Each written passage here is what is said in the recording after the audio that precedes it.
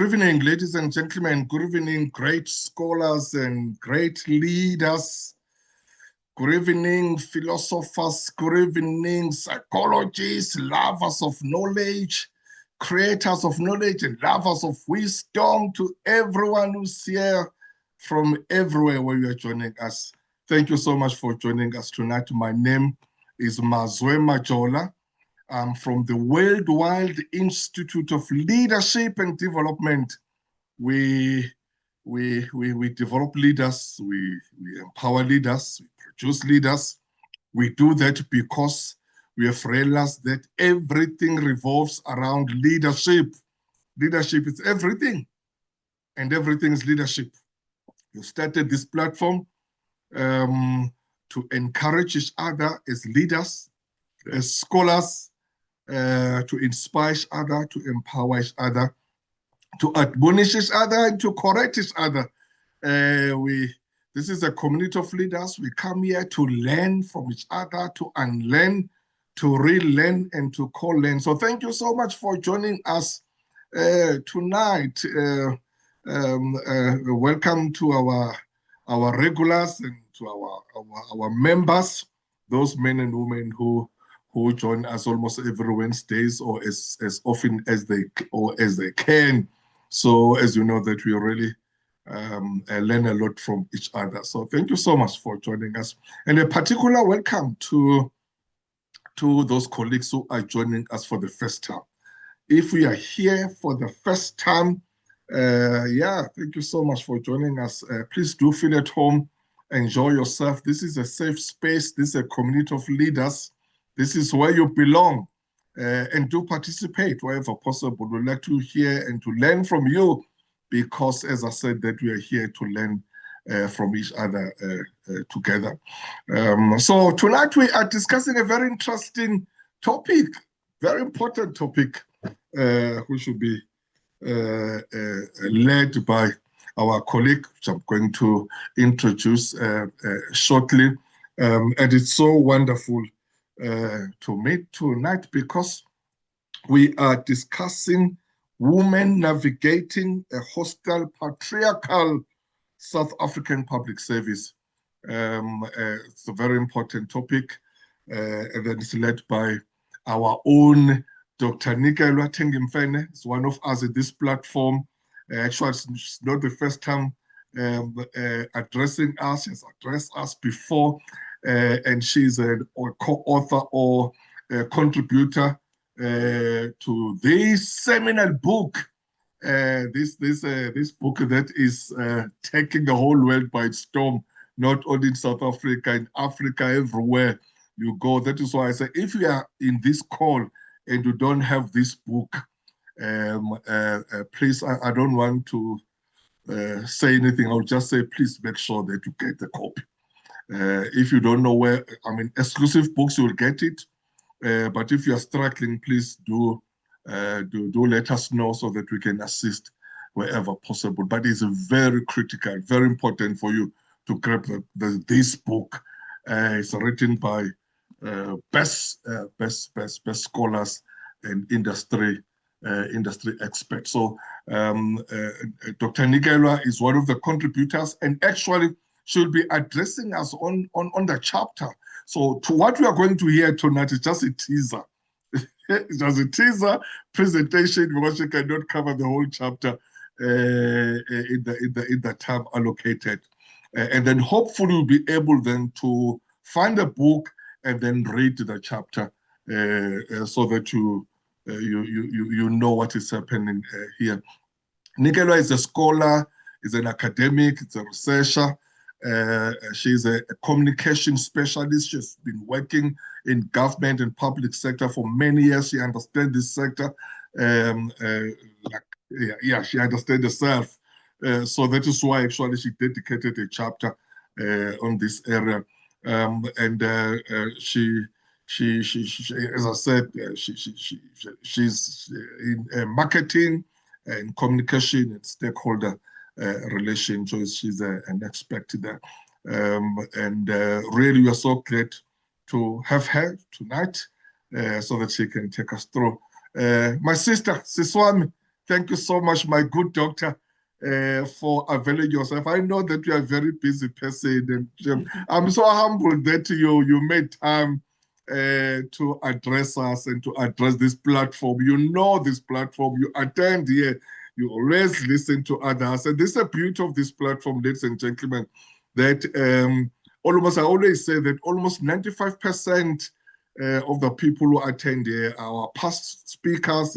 So others, they just come and listen to others as we learn from each other. So Dr. Nikelwa is one of them. So Doc, thank you so much, my sister. We are waiting with so much interest to learn so that we can, those who have not read the book, they can go and buy the book. So over to you, my sister. Thank you once again. Thank you so much. Thank you so much, Prof. That was a very generous introduction. Good evening, and thank you, Doc, Professor, thank you for the platform. Good evening, ladies and gentlemen. As the professor has said, this is based on a thesis and also post that on various literature as I enriched the topic. I'm just going to do snippets, as Prof has said. It is a very interesting and long chapter, and there are many avenues that perhaps we can look at. But I just thought for the day, we'll just go through the background in terms of who are the women that perhaps join the public service. And we look at the statistics of the numbers in the population and also in the public service, and also look at the gender disparities. And then zoom in on the issues around women finding the public service as hostile, and ways and means that their power is suppressed, and how women bring on board and navigate the public sector, because you also don't hear them living it in big numbers. And also, how do they shape a better future for the women in the public service? And then we will conclude. So as a way of introduction, I thought let's just look, because public service or a workplace belong in a society. In a sense, it does reflect the values and the culture and every norms of that particular society.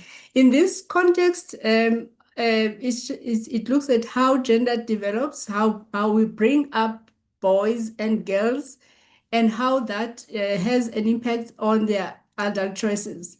As you know, that socialization is about passing of values, beliefs, and norms. And I just thought, which is also part of what I found, is that it does also begin with how we name the children. And also the underlying essence of the name, which distinguish the genders. I just made an example. I hope there's no Tukizwa and Nobuntu in the chat, but just those names that one emphasizes the beauty, whilst one emphasizing more what is expected of women, that they'll be generous with their time, as an example. Whilst if you look at names such as Mjalifa, Vusumzi, they bestow the male children with the responsibility to grow the lineage and inherit their family estate and their heirs, even if they are at the exclusion of other children. And just to say, socialization in this particular context does emphasize masculinity and femininity. It prescribes how the genders behave, they dress, they behave, and also how they are initiated into that. And studies shows that gender awareness starts from the age of 2 years. You would have heard of a child saying, "But I can't have pink, I'm a boy," or I can't have a gun, I'm a girl. Because by that age, they've also seen the difference. And also within the African culture and other cultures, there's also reinforcement in terms of male initiation and ilobola. What was interesting, though, in the research was that there's less emphasis on the African cultural rights for women. Adolescent women just go from being children and nothing happens. In the Nguni culture as an example. And it is largely due to the Christian value, I mean, the Christianity and also the colonization. However, I make a point that it did not affect the male rights to that extent that some are no longer practiced. And then now the question, if the two genders or children belonging to the different genders are socialized different, how are they empowered then as adults, as women, to excel in the workplace where the other genders is also endowed with power and also how to execute it within a family, which can be transferable in a work context. Just also to look, and I'm sure you will agree that 51% of population is female, and that there has been an increase in the employment of women, particularly within the public sector, but also in the private sector in the last 3 decades. There's also another phenomenon of an increase of female-headed households.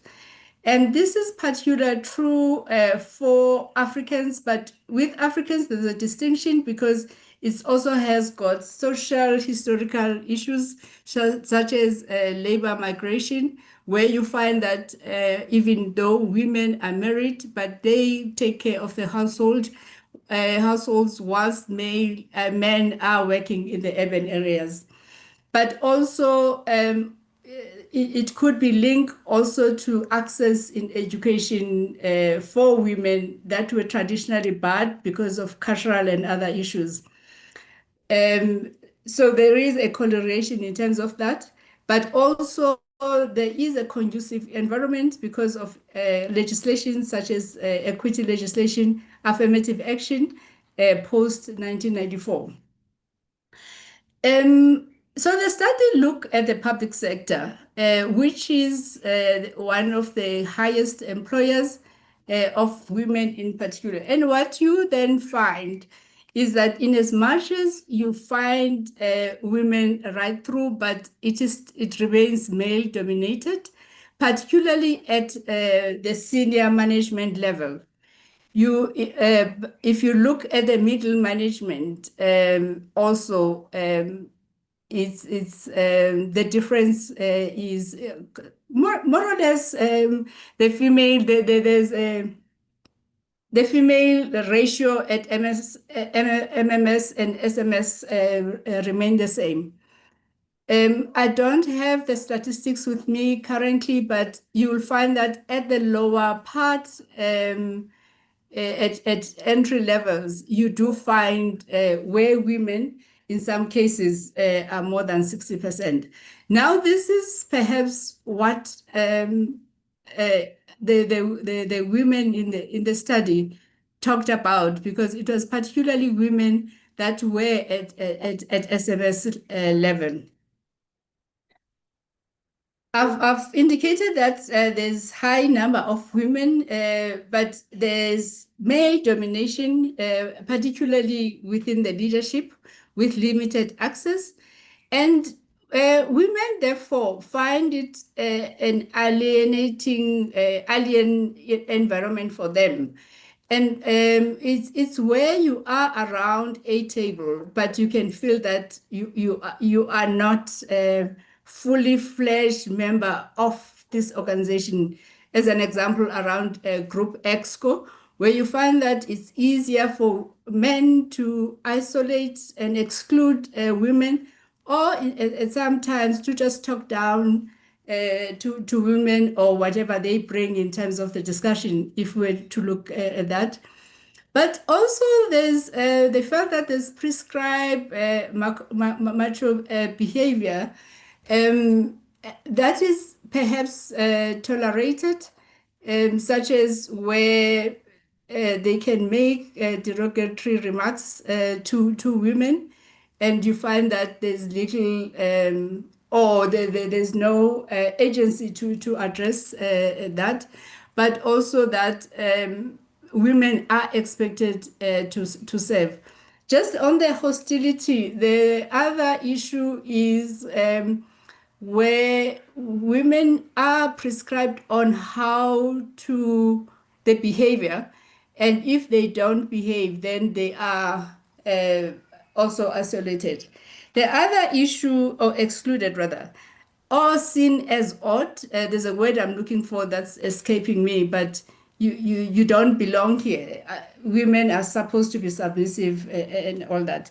The other issue or theme that came out is that women tend to suffer in silence. And when I say suffer in silence, it doesn't mean that they don't fight the battles, but they take so much hard knocks that you find that they don't seem that the workplace, head within the workplace, that's the word I'm looking for, particularly where you find it's single women with at times no partners. So except for the workplace, there's also other family responsibility that they carry. And so there are other means, therefore, that they have to manage and cope. And one of those is over reliance on prescribed medication. And just admitting themselves in hospital. There's a mental hospital that some of the participants said that's frequently used in Pretoria. And others say, I just ask my psychiatrist to book me at least once a year. In hospital, I know that I'll be cared for. In hospital, I know that I can switch off my phone. And in hospital, there will be no demands, work-related demands. But also the issue of food and shopping. And with prescribed medication, you can, there's also alcohol and everything else. So what then I found with the sample was that there were issues of obesity, but also one or two and due to traveling at times and hectic schedule, found time to exercise properly. So there was no balance in terms of wellness. I have spoken about lived experience of domineering. And I think when you look at it comes naturally that men at times appear as a pack.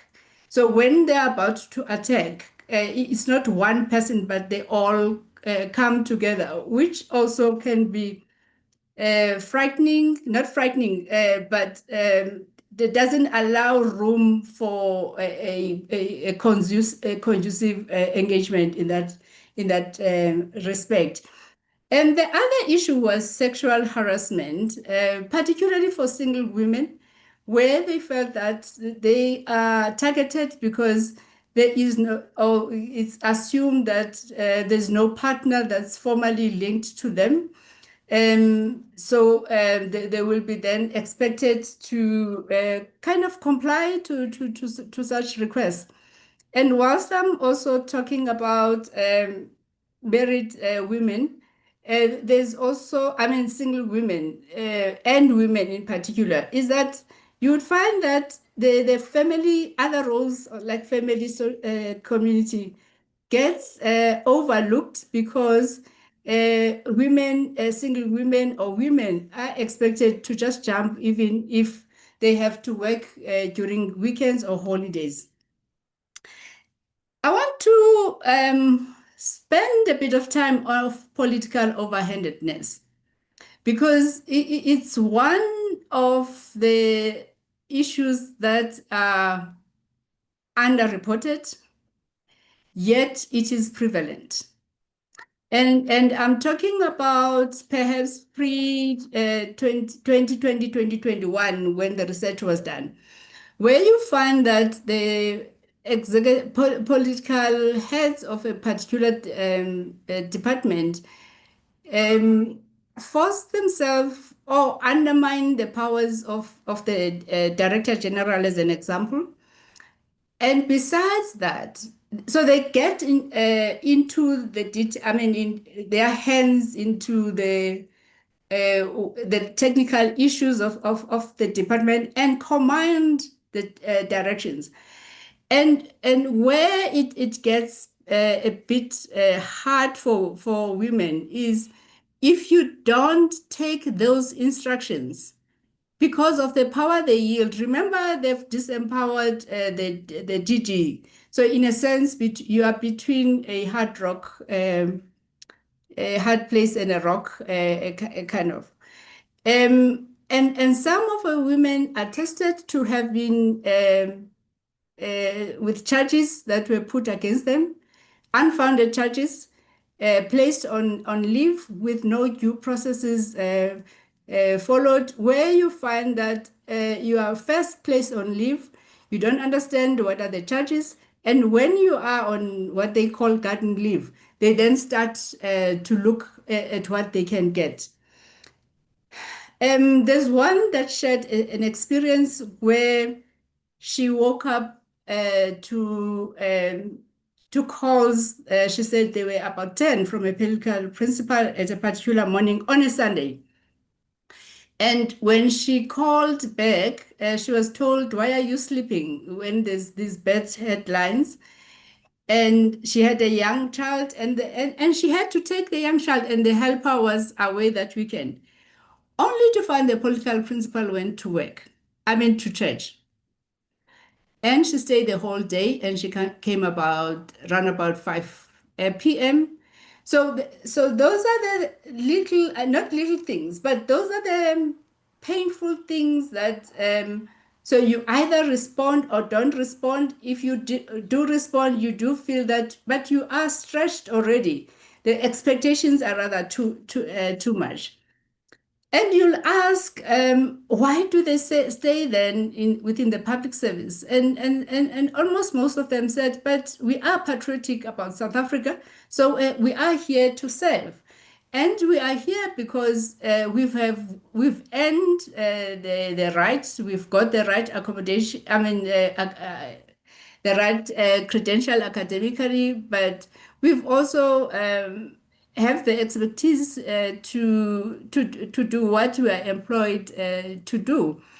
And whilst I'm talking about that assertiveness in terms of their capabilities, and they say that they find that they have to work 10 times harder than male in certain jobs, yet they still are second guessed in terms of their output from the snide remarks that they receive. So I think the issue around commitment to serve came out very strongly. But also there's a resilience that women have.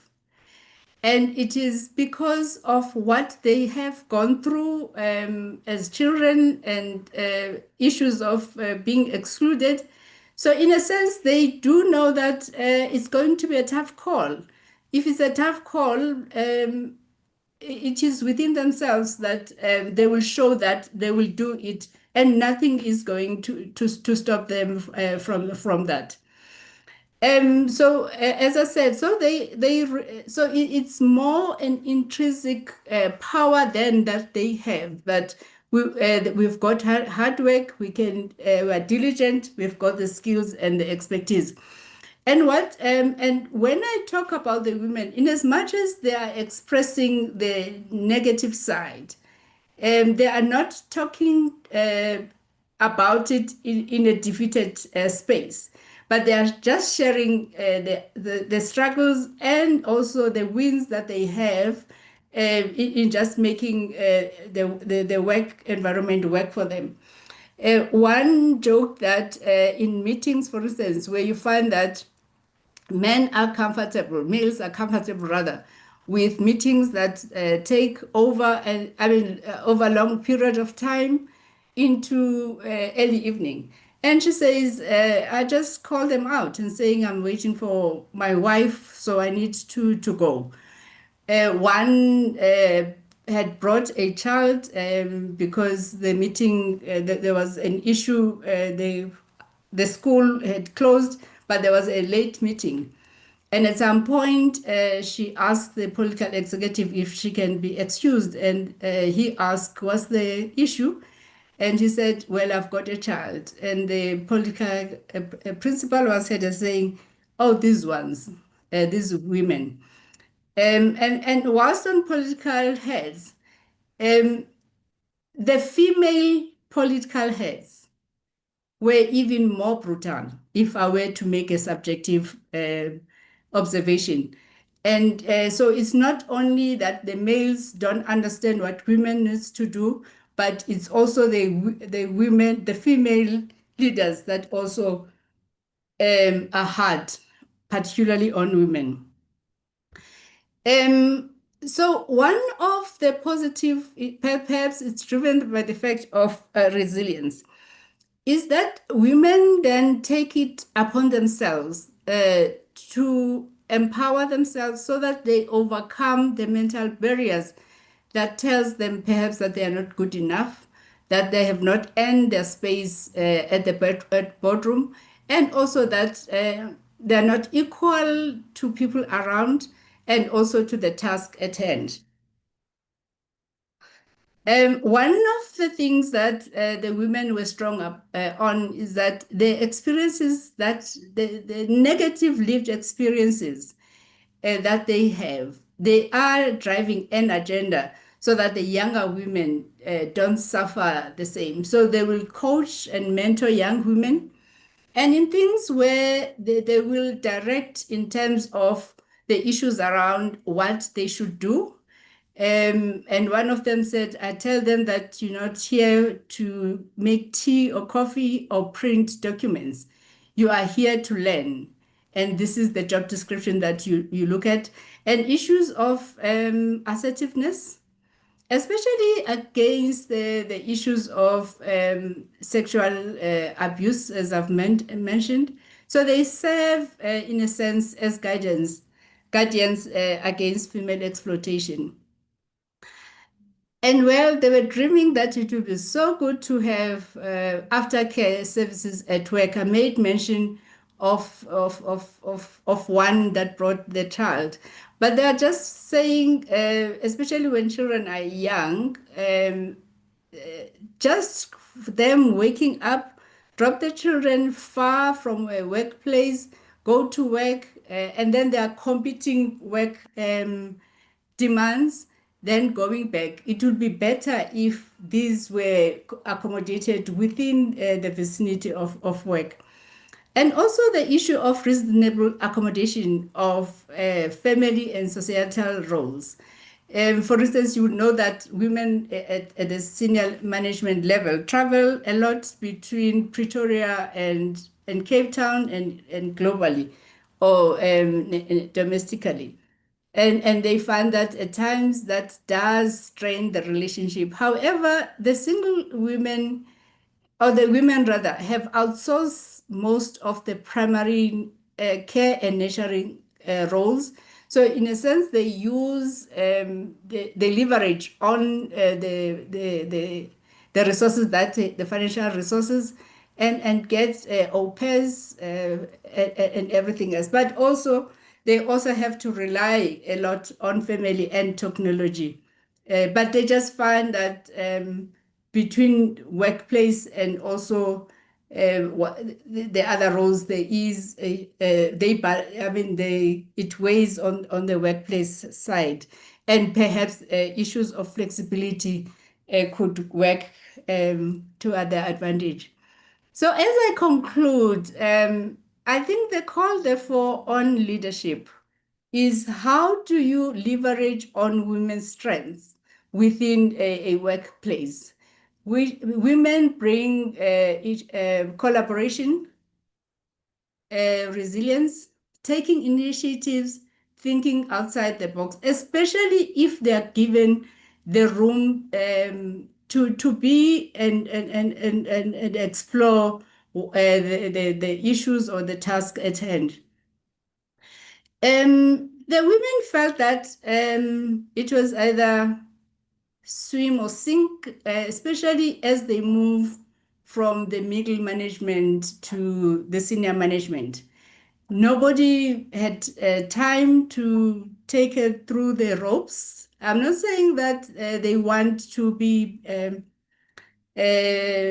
cushioned, but at least the services around coaching and mentoring, just to sharpen the talent, their talent excellence, but also prepare them, ground them for career progression. I've mentioned issues around flexible working environment, and also just for leaders to be conscious that gender diversity is not about the numbers. It is also how the leaders create a conducive environment for both female and male employees to thrive in the environment. If there are issues that female feel the toxic environment or the patriarchal nature of how work is conducted, then you are getting less from women rather than getting a balanced view. And there is research that shows that there's proven track record of women that excel in leadership. So, Prof, before I hand back to you, just it's about perhaps the leaders having taking a conscious decision to be inclusive despite the two genders. Thank you so much, Prof. Thank you, Doc. Thanks a lot. Powerful, powerful there.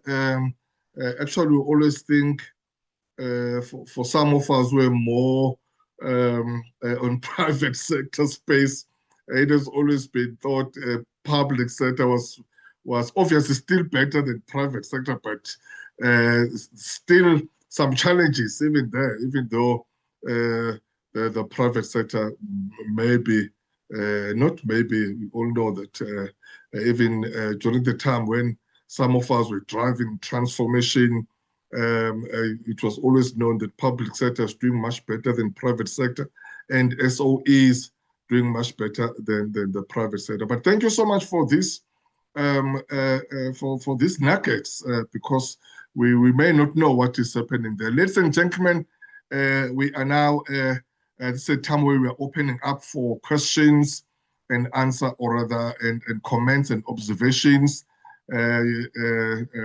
Anyone can do it, even if you're first time, as I did say. Doesn't matter. Your first time, you're most welcome, and we'd like to learn from you as well. But before maybe I take some hands, may I ask, yeah, I'm sure they're not going to shoot me here, Dr. Linda Peter. Your thoughts, please, after this presentation. Maybe Linda Peter, if it can be followed by Sis Nomkhita Mona. I hope you are able to talk wherever you are, and maybe get some other talks there from Sis Lindelwa.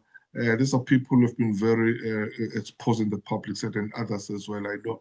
In that order, please, hopefully all of you you are able to talk wherever you are. Dr. Linda Peter first, followed by Sis Nomkhita, and then Sis Lindera, and then after that we'll take other colleagues. Doc, over to you, Dr. Peter.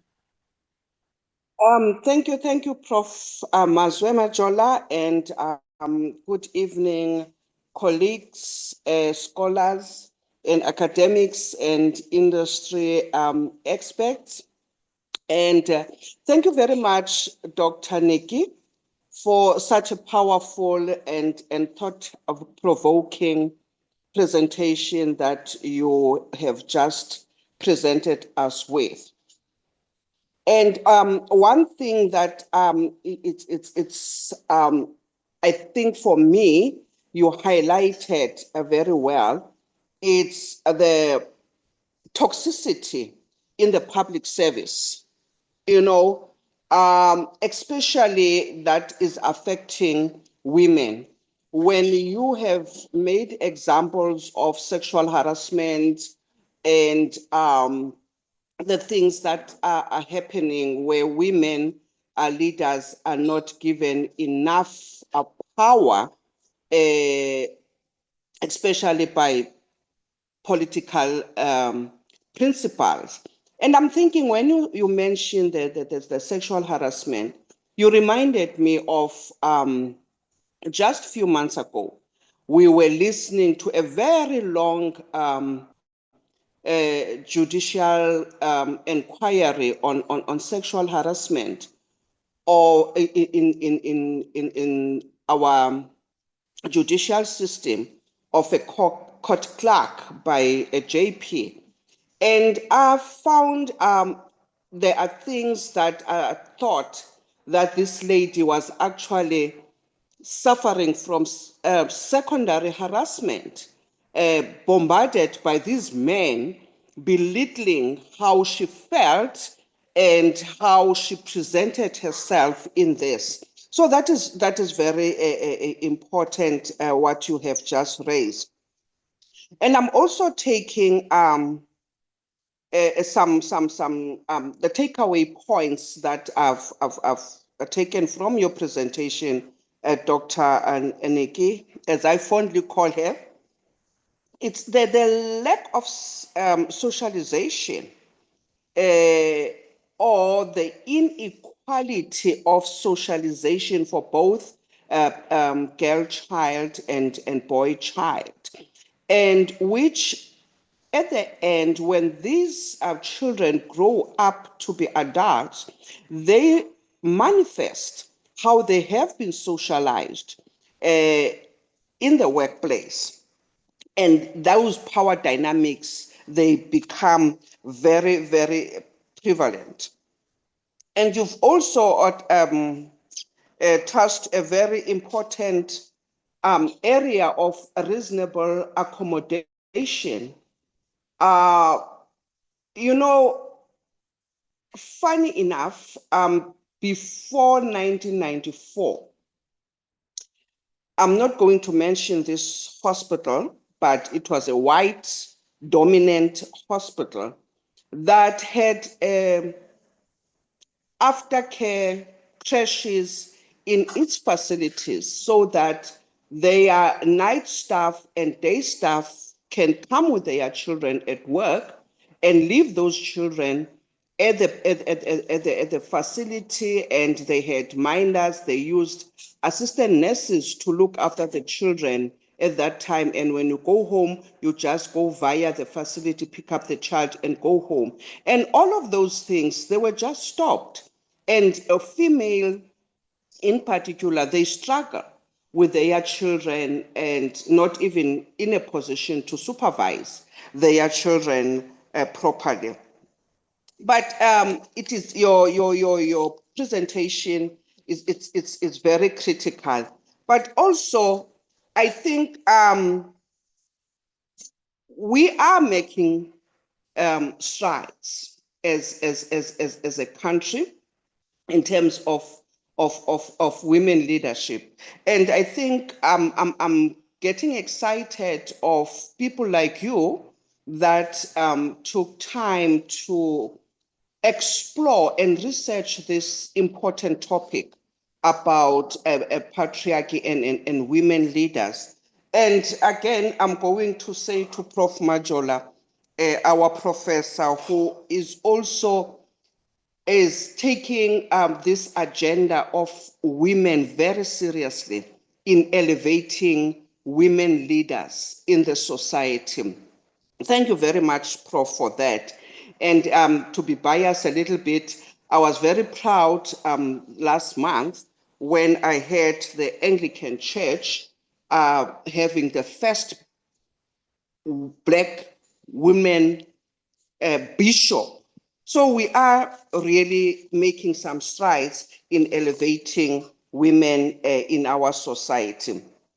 And I also like the fact that your study has also recommendations on how to navigate these challenges and the toxicity in the workplace and create a conducive environment for women leaders to thrive. I thank you, Prof. That would be my comments.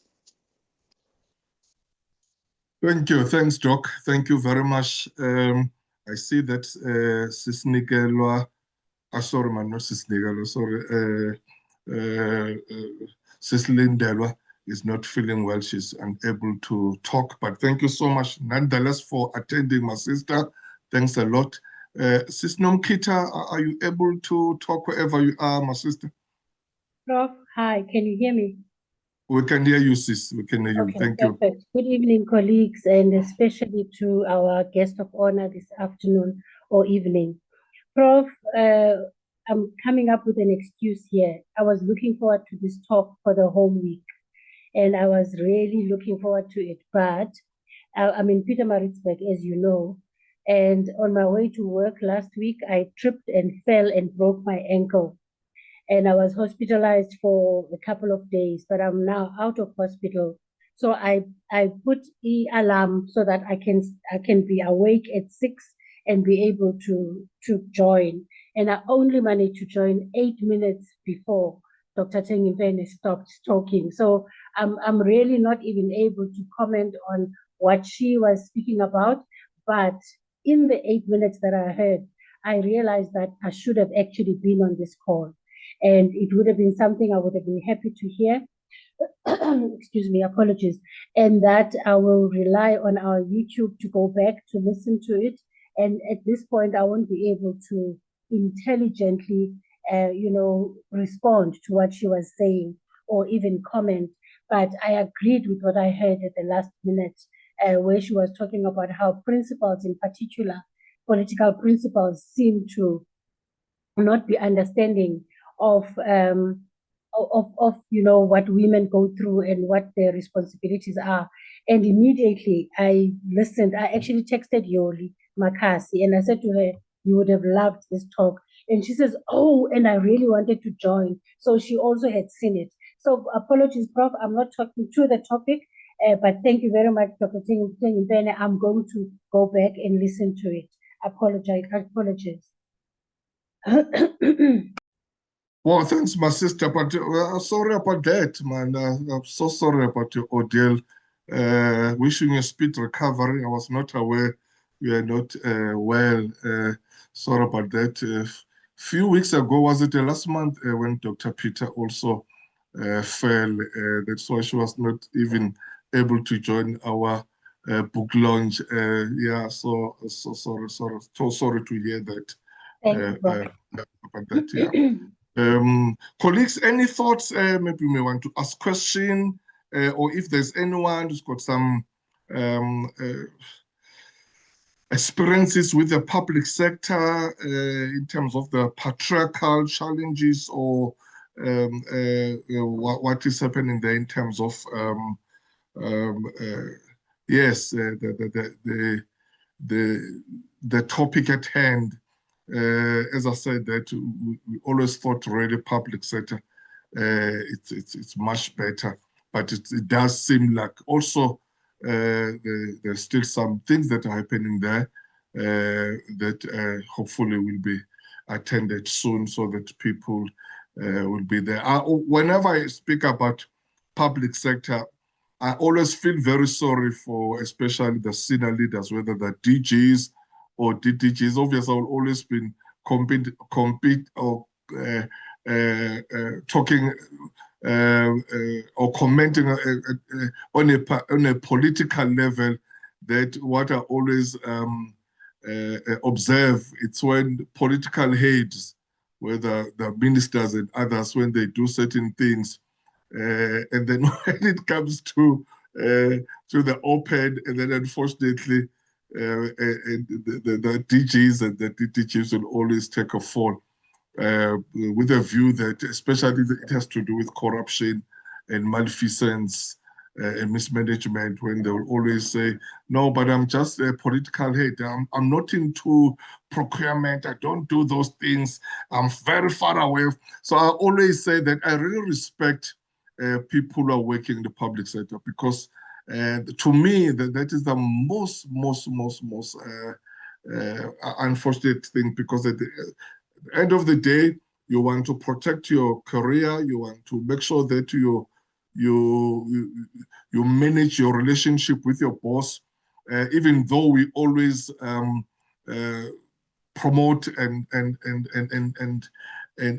guide managers and executives to follow their convictions. That if it's no matter if your political lead is asking you to do whatever, you've got to be courageous and follow your conviction. At the end of the day, you'll be left alone when those politicians are saying, no, it's not me, because you're an official. But yeah, so those are the other one. I see my sister then, Tombi. Over to you, Tombi. Thank you so much, Professor Machola. Thank you to Dr. Nikelwa for a lovely and informative presentation. I think it is, so important, this information regarding the sexual harassment and also, the hostile environment that often women may find themselves in. And I do fully agree that things are changing in the work environment.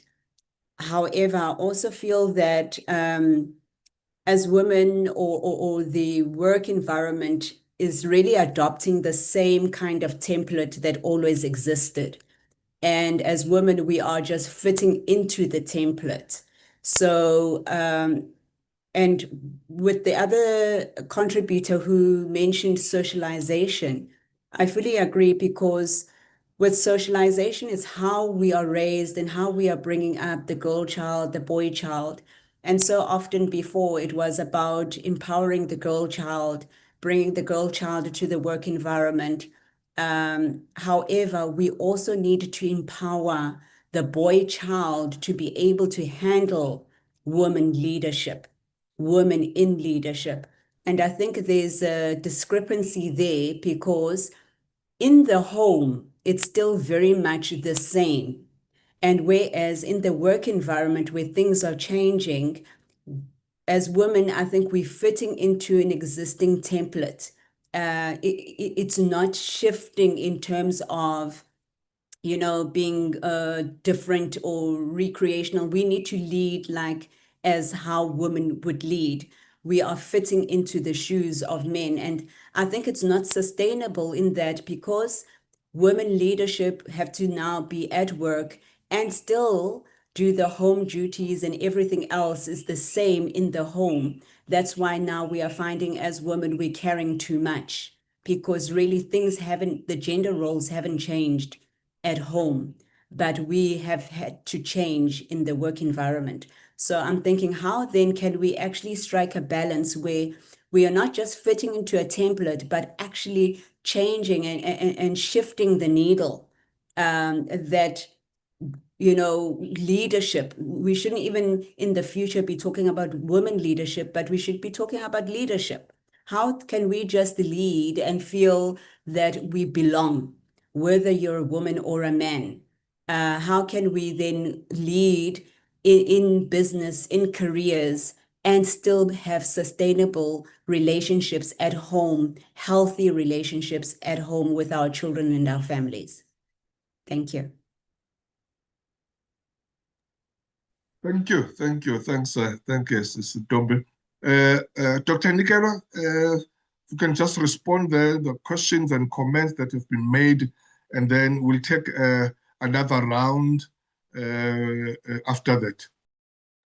Sorry, I wanted to show, thank you for the comments, firstly. I wanted to start with Ndombi. Thank you for the compliment. And I wanted to bring up a slide that I initially thought I would do, just in terms of the template. And I agree with you. This is what women struggle in terms of the adaptation, because of who they are predominantly, where they are expected to be aggressive and follow the more the male attributes of power.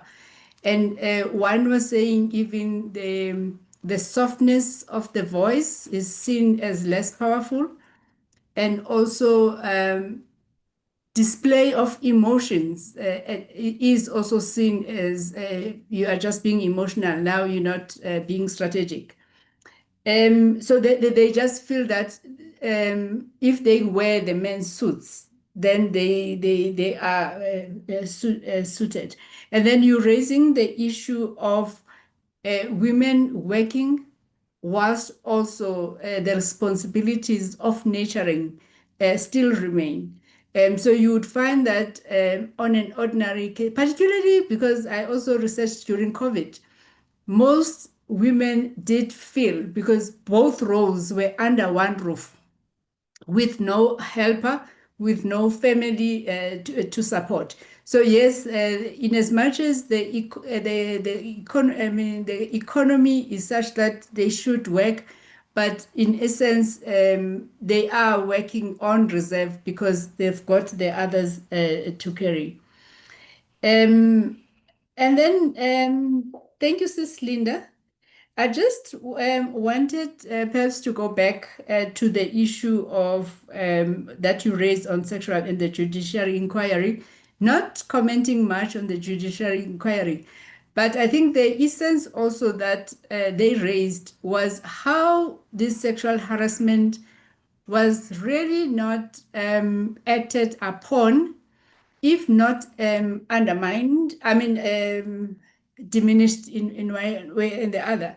And the women that reported, because male use their positional power to seek sexual favors and promising the women jobs and everything else. So when a woman says no, she is seen as, where do you come from? This is how things operate, kind of.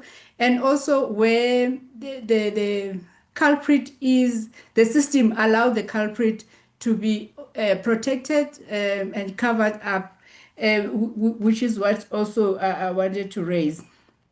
On the issue of the aftercare, you reminded me that Parliament also used to have it. And over time, I'm not sure what was the decision, but I was around Parliament at that time, and it was one of the best services that you could get as a young mother. Let me perhaps, Dr. Linda, go back to the issue of strides in women leadership. Yes, South Africa is actually amongst the best. And I think in Africa, it is second to Ghana. And there's much progress in Parliament. I think Parliament in the previous elections, not the previous, the last ones, the other ones, it did get the 50%. But if you look at the public service, you'll find that at national government level, there's progress there. But as you go down to province and local government, especially local government is the least performing in terms of that. So I just also wanted to appreciate the strides that government is doing, but the point that of emphasis is more on how they then don't level the playing fields within the work environment. Thank you so much.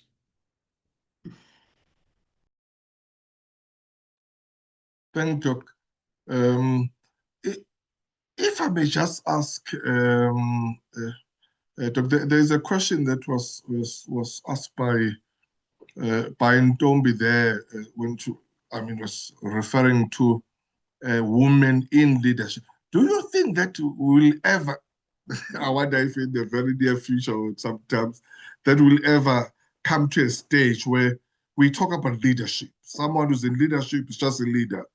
There's no women in leadership, just like we don't have men in leadership, but that our society will come to a stage where we can just talk about leadership. And in order for us to arrive at that level, what do we need to really focus on and to build so that we can come to that culture or to that level, no matter how long it takes? What are your thoughts there, Dr. Nikelwa? In terms of the capabilities, there are women leaders within the public sector that have made it, and that I would say they are role models in terms of how they manage and how they've turned the departments or those particular entities to be the best performing ones. Let me just say that when you have women in leadership, and it could be my own perception, it looked like it's easy to attack the women, and attack them not necessarily on their productivity, but also knock them in terms of issues that could be more personal in nature, and then you just throw the mud up until it's not sustainable. So where you find that the support is not guaranteed, and now where it even gets a bit difficult, it's not guaranteed even from women themselves, that you'd find that when you have women in leadership, you would at least have a constituency that says, we will support you till the end. Prof, women are ready. However, there is the resistance to allow women to flourish. And I've said, you see at the role models, at how they have to develop a thick skin for them to be able to lead. But women are bringing different approaches or systems into the workplace that the South Africa should actually be open to that. Thanks. Thank you. I see a hand there from Dr. Peter. Over to you, Sis Linda.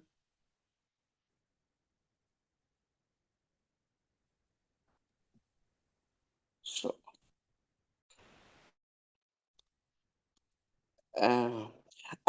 Prof, can you hear me? Hello? Yes, we can, Doctor. Yes, we can hear you. Yes. Oh, okay. Yes, I think, Prof, that space or that time we will reach that time through the very same socialization that we're talking about, where it will start from home, where roles are not defined by gender. There is no boy work and boy and a girl type of work. And that will filter into the workplace. And as the younger generation is growing and coming up, that will fade if the socialization at home starts with not defining roles and change the narrative of defining roles by gender. It's just a role that you have to play and the work that you have to do. If you wash dishes, you wash dishes. It's not because you are a girl that you have to supposed to wash dishes. If you're a boy, you're supposed to do gardening. You just have to do the work. And that will then eventually filter to the workplace. And from the workplace, it will definitely go to the change in the society. So it's not only about the gender that these roles are defined. Like, for an example, in terms of crime, when there is a crime that has been committed, it's always defined by color. If it's a black, it will be a black man that has committed blah, blah, blah, blah, blah, blah, blah, or a black man that broke into somebody else's house. But if it's a white person that committed a crime, then there is no color that is placed next to that particular individual. That's how I think we can manage to overcome. Thank you. Thanks, Doc. Thank you very much for your contribution. I wonder if my brother, the Reverend Bono, is able to speak wherever he is. Mongameli, I'm sorry to throw you into this discussion, my leader. If you are able to maybe express yourself wherever you are, women in leadership in church, is it that women in leadership or is just leadership? And I know that Methodist has done very well. I heard Dr. Peter was, I'm sure you heard praising or commending the Anglican Church for putting a woman bishop there. I know that Methodist has done very well. You know, 2 presiding bishops are women already. So it has been a pioneer when it comes to this. Any thoughts there, Mongameli? Prof, thank you very much. Dr. Nikelwa, thank you so much for this thought-provoking again presentation.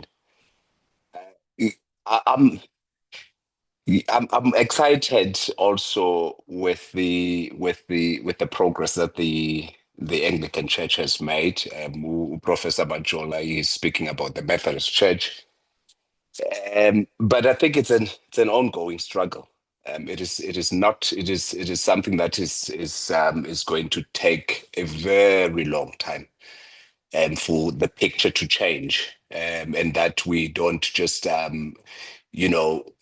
window paint the picture that we have women in leadership and struggles are still the same, behind the scenes. And just to respond to what Professor Bajola is saying, the Methodist Church, of course, yes, we are now with our second female presiding bishop. That is the top leader of the church. But the struggles are still the same. The struggles of women within the church are still the same.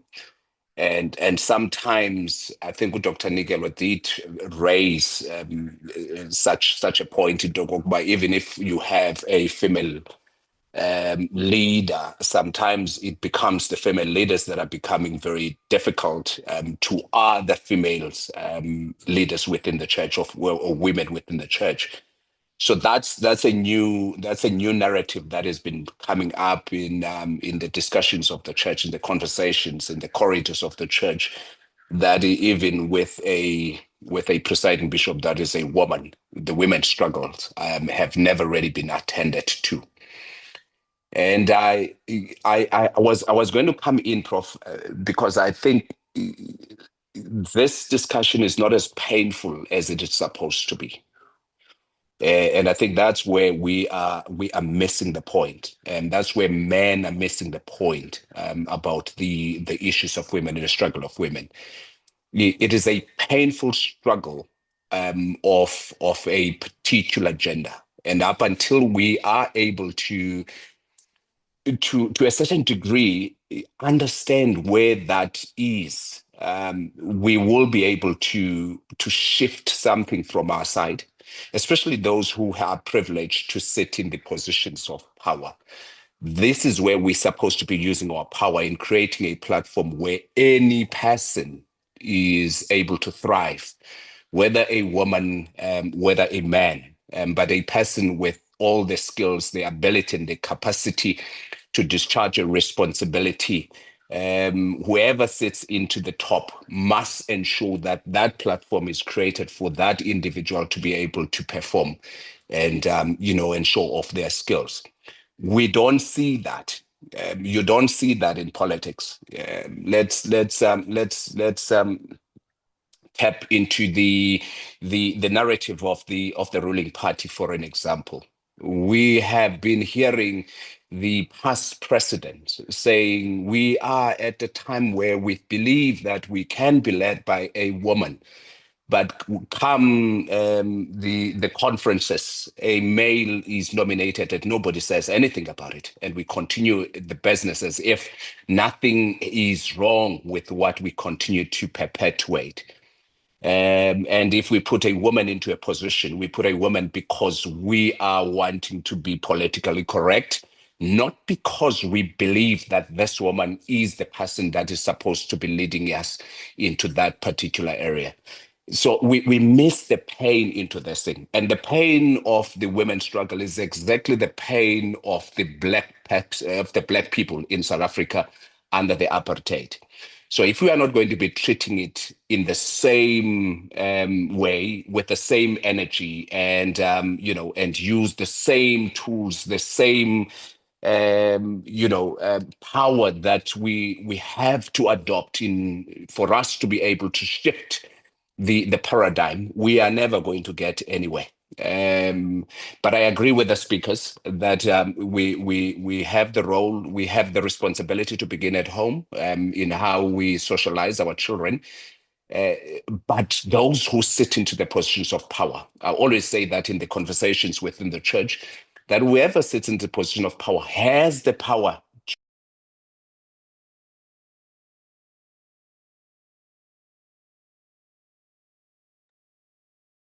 You mistakenly muted yourself there, Mongameli, while we are still speaking.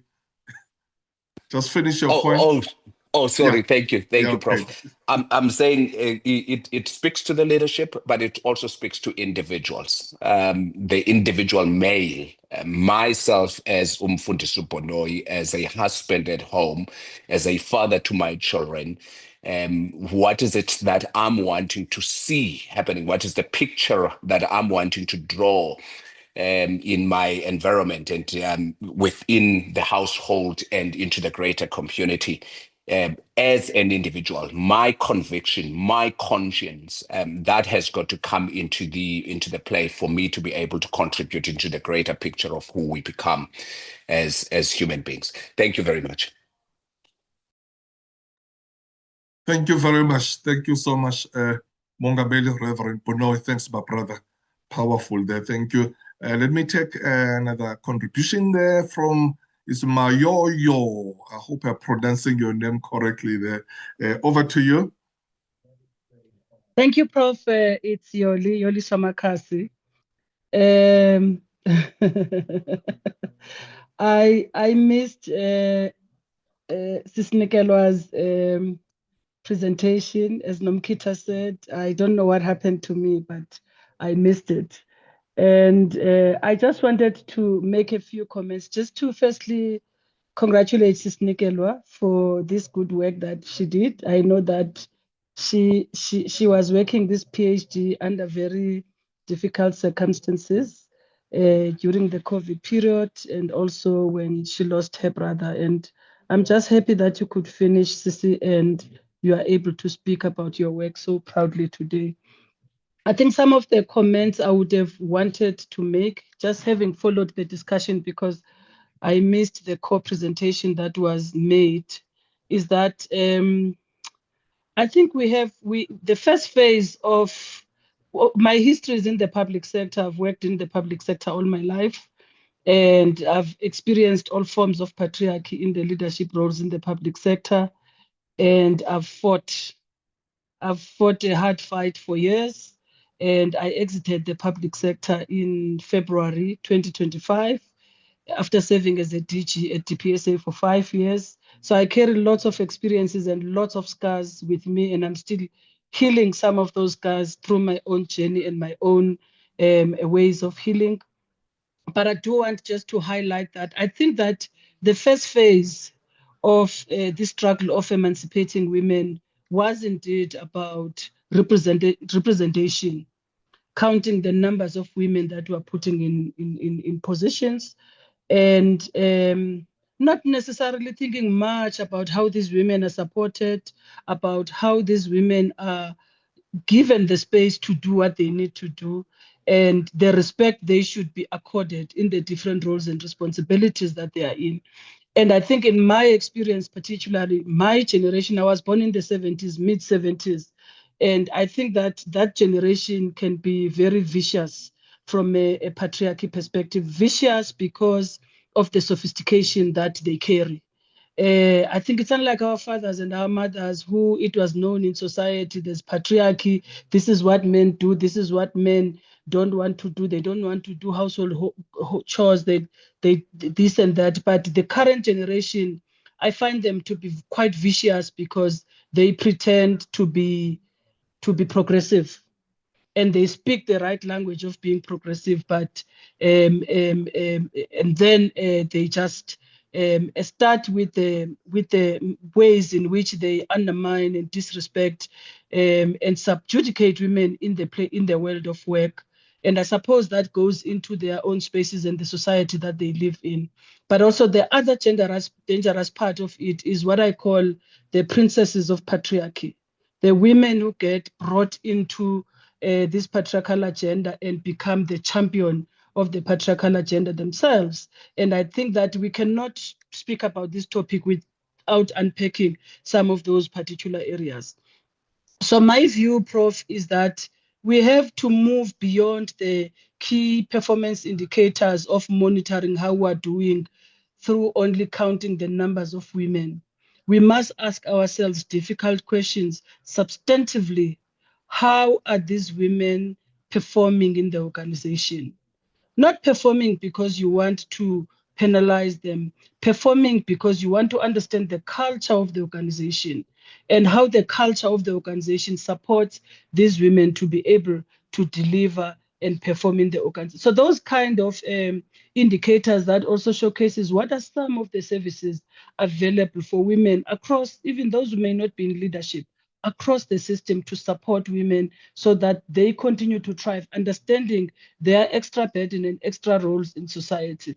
The other, earlier on, we were having a chat with a friend about something, and she says, you know, my friend, I realized that my husband, and I've been married for 20 years, my husband has never, ever booked a flight for himself. Wherever he goes, it's like it's me, the PA, who has to book the flight. It's become so natural that I don't even think about it. But somebody, we're talking about this today, and this thing just landed on my mind. So there are those just menial jobs that we do that we don't account for. No, nobody accounts for them, but still, those are the jobs that get done by women. I think the last comment I want to make on this matter is just to say, indeed, I agree with Dr. Peter that there will be a time where these social relations change, or where there's a balance. But that must start from the home, that must start from the family, that must start from the institutions of society. And young people are socialized firstly in the family, in the church, in schools, and all those institutions in the community itself. And I think the younger generation, we can't lose ensuring that this socialization is within that generation. I am a mother to 2 boys, and there's nobody's job. There's no girl child in this house. It's 2 boys. In fact, I stay with 3 males in this house. So there's no one who doesn't have a job in this house. Every job must be done by somebody. I can do it when I have time, but anybody else should be able to do that particular job. So I think it's important that we also teach our boy children. Yes, they have influences externally, even outside the household environment, but we must debrief those influences when they come into the household environment so that they know, even if they learn these tendencies, these are tendencies that are not acceptable at home and will not be accepted in society. Thank you so much for the opportunity. Well, thank you. Thank you so much, Sis Yoliswa. Thanks a lot, my sister. Yeah, I mean, having been a Director General of the Department of Public Administration and Service, that's the most difficult department in government, because it's a department that is really looking after the whole government's employees. There are ghost employees there. There are hostile unions there. There is a lot that is happening there. You've done so well there, my sister. We're very proud of you. And then wish you all the best with the institute that we are running now. And thank you so much for your thoughts. Sis Nikelwa, I want to give, let me just go to the chat room, then I'll give you the time to respond there and also to give us your parting shots.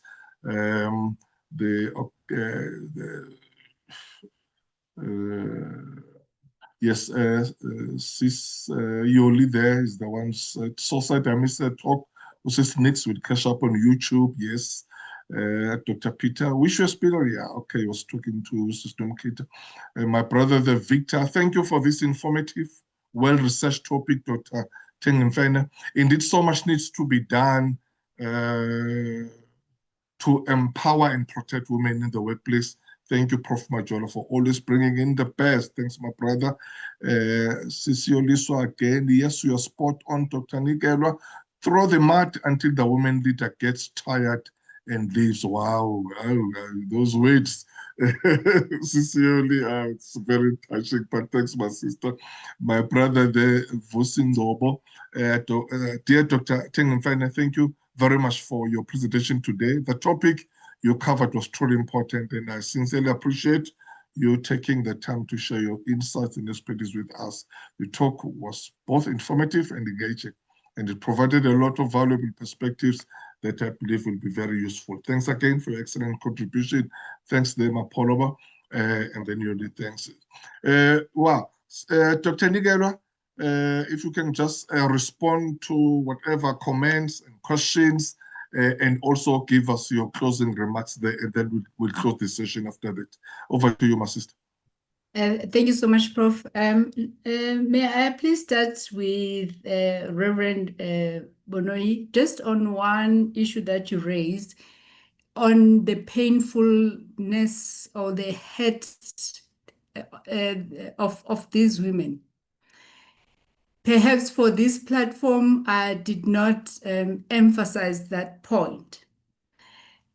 Almost all the women during the data collection cried. So it was not just about the stories that they told, but it was also the pain and the hurt. And I remember one saying, when I was analyzing, counting how many times she said heart, heart, heart. And she said heart, heart 10 times. It became a session where they felt for the first time they're ahead. But and they're safe to let the emotions as raw as they were to come out.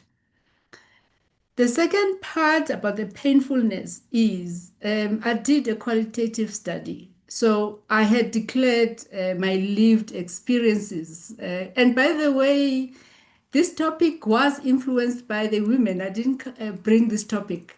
It's only when I interviewed the first participant that I realized that she answered the questions, but they're totally going another direction. So, Reverend, these are their authentic lived journeys, and they wanted an expression of it and a capturing of those emotions. So one of the chapters does capture the emotions. The second part, as a lived, someone that was have a lived experience, it was painful for me. The painfulness for me came during data collection. And I then thought, I didn't cry during the sessions, but in the corner, it provoked my own painful experiences within the public service. And then I called the supervisor. I said, I am unable to synthesize the data because I cry each time I read their transcripts. So I had to take a break. I had to take a break of about a month or two just for me to deal with whatever I had to deal with. And that pain, hence I was saying they do it in silence, because if you are told not to be emotional, you can't then bring those emotions. And in the case of single women, they go cry, take whatever they need to do, and tomorrow they up and going, because as Yoli is saying, the key performance indicators say they must be up and going. So there's an appreciation of the painfulness, and I think because I was a woman also, that did help just for women to feel free and be comfortable. Sis Yodi, yes, we need to go back to basics, and Sis Linda, and how we raise the children. And the impact of the culture, because the women said, some said, no, we were given equal roles, but that's where the chauvinism is reinforced. And the research showed that mostly during the male initiation, as an example. Remember, I said in Nguni, women are no longer no longer go to those through those rites. So what emerged then when they go to the broader society does nullify to an extent the equality in terms of both relationships. And Sistombi raised the issue of the boy child, because these women then come out as independent, consciously independent, and so they don't need male affirmation in the traditional sense. And you find that the male, even within society and at workplace, they don't know how to relate. And also, culture says women are providers, but there's female-headed families, but women can afford that. So that role ambiguity, male at times they interpret it as losing their maleness. I think those are the few things, Prof, I wanted to mention, and also appreciate everyone that is here, and also the comments, and also you, Prof. Thank you so much. And I know that I was traveling over the weekend, so I knew that I'm sure you were waiting for this presentation, but thank you for your patience. Wow, thank you so much, my sister. Thank you. Thank you so much for your professionalism, for professionalism. As always, when I deal with you, my sister, Dr. Nikelwa, thanks a lot. Once again, thank you for this wonderful chapter in the book. Sisioli, by the way, the book is available now in exclusive books. Should be there. You did ask me it was in 4 ways.